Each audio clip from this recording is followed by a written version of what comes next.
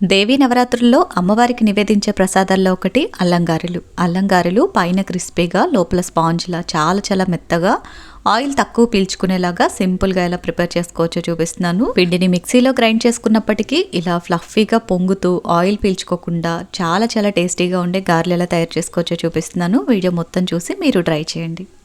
ముందుగా అయితే ఒక పావు కేజీ మినపగుళ్ళను తీసుకుని వీటిని 1-2 సార్లు శుభ్రంగా కడిగేసి 4 గంటల పాటు నానబెట్టుకోవాలి. పప్పు మరీ ఎక్కువసేపు నానబెట్టినా మనకి వడలంతా పర్ఫెక్ట్గా రావండి. కరెక్ట్గా 4 గంటల పాటు నానబెట్టుకుంటే సరిపోతుంది. అండ్ పప్పు కూడా మంచి క్వాలిటీ పప్పు యూస్ చేశారంటే గారెలు మీకు పర్ఫెక్ట్గా పొంగుతూ వస్తాయి. ఇలా ఒక 4 గంటల పాటు నానబెట్టుకున్నారంటే పప్పు ఈ విధంగా చక్కగా నానిపోతుంది. ఇలా నానిన పప్పుని మళ్ళీ ఇంకొకసారి శుభ్రంగా కడిగేసి నీళ్ళన్నవి లేకుండా జాలి గిన్నెలోకి వడకట్టి తీసుకోవాలి. వడలు స్పాంజ్లా మెత్తగా రావాలి అంటే ఈ స్టెప్ కూడా చాలా ఇంపార్టెంట్. పప్పులో నీళ్ళు అన్నవి లేకుండా ఇలా కంపల్సరీ వడకట్టి తీసుకోవాలి. అండ్ తర్వాత మిక్సీ జార్లోకి 1 ఇంచు అల్లం, ఒక పచ్చిమిరపకాయను కూడా చిన్న ముక్కలుగా తుంచి వేసేసుకోండి. అలాగే ఇందులోకి వడకట్టిన పప్పు అంతా కూడా వేసేసుకుని వీలైనంత మెత్తగా గంధంలాగా గ్రైండ్ చేసుకోవాలి. ఇందులో అవసరం అయితే తప్ప వాటర్ యాడ్ చేయకండి. మిక్సీ తిరగట్లేదు, కొంచెం అవసరం అనుకుంటే కొద్దిగా వాటర్ యాడ్ చేసుకుంటూ గ్రైండ్ చేసుకోవాలి.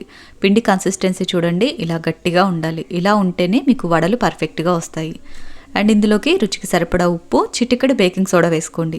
పప్పుని గ్రైండర్లో వేసి గ్రైండ్ చేసుకున్నట్లయితే బేకింగ్ సోడా అవసరం లేదు, బట్ మిక్సీలో వేస్తే మాత్రం కొంచెం వేసుకోండి. తర్వాత పిండిని కనీసం ఒక 5 నిమిషాల పాటు ఇలా వీడియోలో చూపిస్తున్నట్టుగా బాగా మిక్స్ చేసుకోవాలి. ఇలా బీట్ చేసుకుంటున్నట్టుగా మిక్స్ చేసుకుంటే పిండి మనకి ఫ్లఫీగా వస్తుంది. గ్రైండర్లో గ్రైండ్ చేసుకున్న పిండి ఏ విధంగా అయితే ఉంటుందో అదే విధంగా వస్తుంది. అలా వస్తేనే మనకి వడలు చక్కగా పొంగుతూ వస్తాయి. ఇలా కలుపుతున్నప్పుడే మనకు అర్థమైపోతుంది పిండి కొంచెం నురగలాగా సాఫ్ట్గా అనిపిస్తుంది. అలా వచ్చేంత వరకు కూడా ఇదే విధంగా కలుపుకోవాలి. చూడండి, ఈ విధంగా ఉండాలి. పిండి ఇలా కనుక కలుపుకున్నారంటే వడలు మీకు పర్ఫెక్ట్గా కుదిరినట్టే. అండ్ తర్వాత చేతులు శుభ్రంగా కడిగేసుకుని తడి చేతితోటి పిండిని ఈ విధంగా చేతిలోకి తీసుకుని ఒకే చేతిలో ముందు ఈ విధంగా లడ్డూలాగా చేసేసుకుని బొటన్ వేలుతోటి లైట్గా ప్రెస్ చేసి మధ్యలో ఒక హోల్ పెట్టి ఆయిల్లో వేసేయటమే. పిండిలా గట్టిగా కలుపుకుంటే మీకు అరిటాక్ కానీ ఆయిల్ కవర్ కానీ ఏది అవసరం లేదు. జస్ట్ చేతితోటే ఇలా సింపుల్గా ఎన్ని కావాలంటే అన్ని గారెలు వేసేయచ్చు.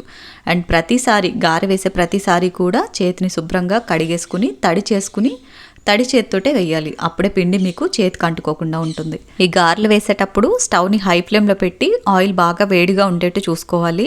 అండ్ గారెలన్నీ వేసేసిన తర్వాత స్టవ్ని మీడియం ఫ్లేమ్లో పెట్టి వీటి నుంచి బబుల్స్ రావటం ఆగిపోయి ఇలా మంచి గోల్డెన్ బ్రౌన్ కలర్ వచ్చేంత వరకు కూడా ఫ్రై చేసుకోవాలి. అన్నీ కూడా ఇదే విధంగా ప్రిపేర్ చేసుకున్నారంటే ఎంతో కమ్మగా ఉండే అల్లం గారెలు రెడీ.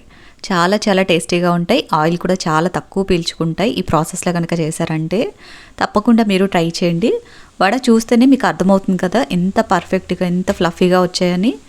తప్పకుండా ట్రై చేయండి. వీడియో నచ్చితే లైక్ చేయండి. ఇలాంటి మరిన్ని ఇంట్రెస్టింగ్ వీడియోస్ని మిస్ అవ్వకుండా చూడాలి అనుకుంటే మినీ టీవీ రేణుస్ కిచెన్ ఛానల్ని సబ్స్క్రైబ్ చేసుకోండి. Thank you for watching. మరో మంచి వీడియోతోటి మళ్ళీ కలుద్దాం.